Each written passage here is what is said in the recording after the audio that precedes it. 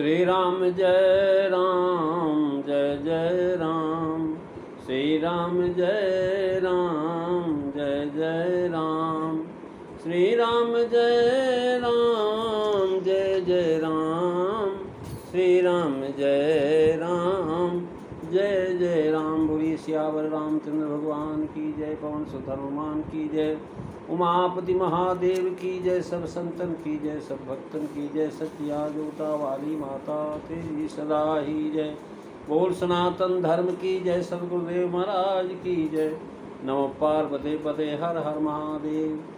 जय जय सीताराम। आदरणीय श्रोतागणों, मानस चिंतन चैनल पर आप सभी का स्वागत है। पिछली चर्चा में आप रावण का परिवार, उसकी जो है महाराज योग्यता अनुभव के विषय में सुना था। तुलसीदास जी महाराज लिख रहे हैं कि महाराज रावण जो है सभा में बैठा हुआ सब राक्षसों को बुला करके बोला, देखिए हमारा जो है दुश्मन अगर कोई है तो देवता लोग, और ये सामने युद्ध नहीं करेंगे, ये बलवान दुश्मन को देख के भाग जाते हैं। इनके लिए एक ही उपाय है कि महाराज ब्राह्मण भोजन, हवन, श्राद्ध, तर्पण इसमें विघ्न करें। इससे देवता पितृदेव ये सब जो है भूख के मारे जो महाराज कमज़ोर हो जाएंगे। फिर ये आनेंगे मेरे पास, तब मेरे साथ आएंगे और मिलेंगे, और मिल करके महाराज हमारे साथ जैसा हम चाहेंगे वैसा या तो रहे और नहीं तो मार देंगे। महाराज उसके बाद उसने मेघनाथ को बुलाया और महाराज मेघनाथ को बुला करके उसको शिक्षा दिया, और मेघनाथ को बुलवा कर भेजा और शिक्षा दे करके उसके बल, उत्साह और बैर को महाराज उत्तेजित किए। जो देवता संसार में धीर और बलवान हैं उन्हें लड़ने का अभिमान है, उन्हें लड़ाई में जीत करके बांध के लाना, ये पुत्र को आज्ञा दी उसने। महाराज पुत्र पिता की आज्ञा को सिरधार कर किया। इसी प्रकार उसने सभी को आज्ञा दिया, स्वयं भी चला हाथ में गदा ले करके। और ये सब चर्चा तुलसीदास जी चौपाइयों में लिख रहे हैं कि मेघनाद कहूँ पुनिह करावा, और दीनी सीख बल बैर बढ़ावा।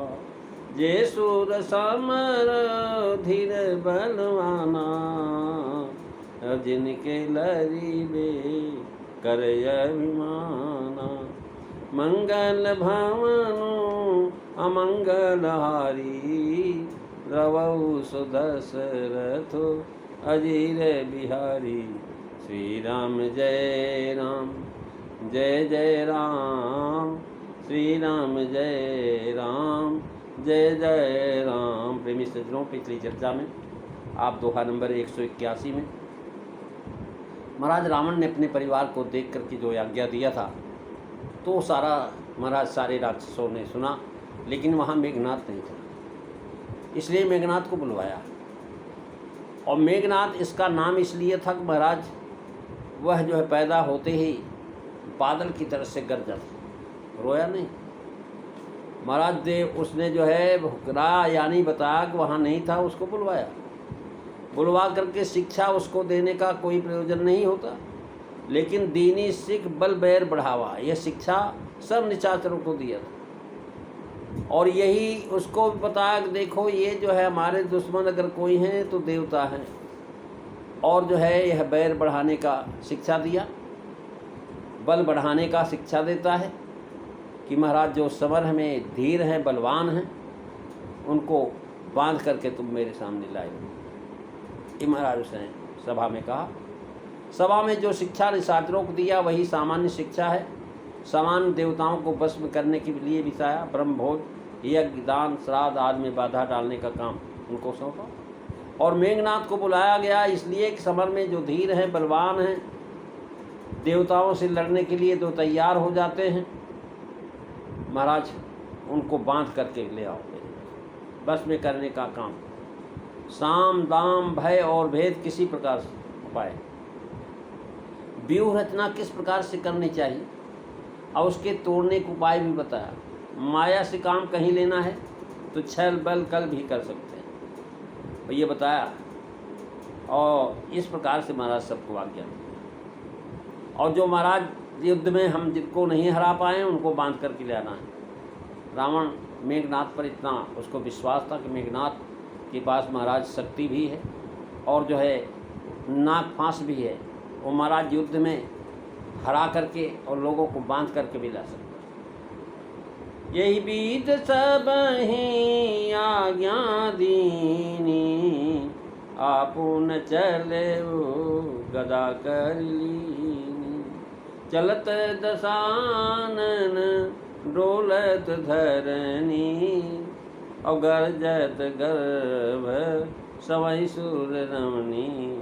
मंगल भवन अमंगल हारी, द्रवहु सुदशरथ अजीर बिहारी। महाराज रावण जो है आज्ञा दे करके भाई उन लोगों को जो महाराज जीत भाग जाए पकड़ लो, छोड़ना नहीं।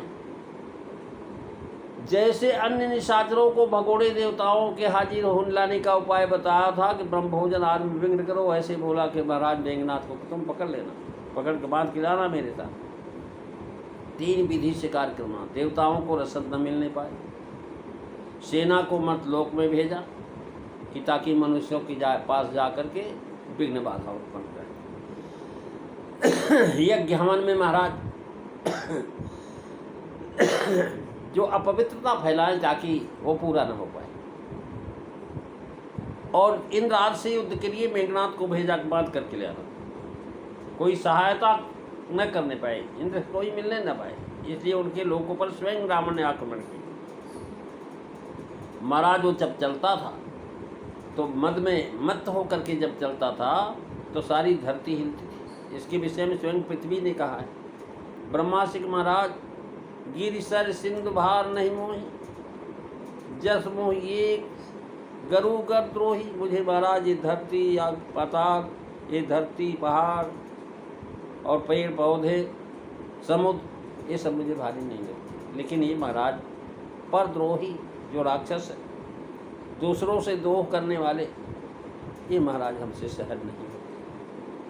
अस्य देख धर्म के ग्लानि, परम सभी धरा कुलानी। महाराज रावण के भय से किसी से कुछ कह नहीं पाते, सब धर्म विपरीत होता था।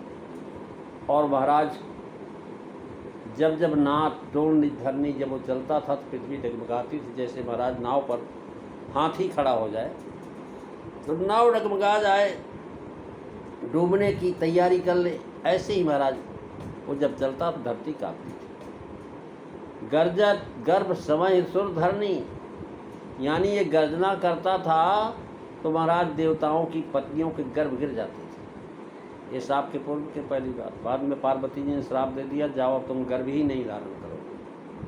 ये महाराज तारकासुर की कथा में आपको हमने सुनाया था। पार्वती के श्राप का प्रसंग वाल्मीकि रामायण में भी है। तारकासुर से पीड़ित होकर के महाराज ब्रह्मा ने कामदेव को भेज करके भगवान शिव की समाधि भंग करवाया, पार्वती से विवाह कराया।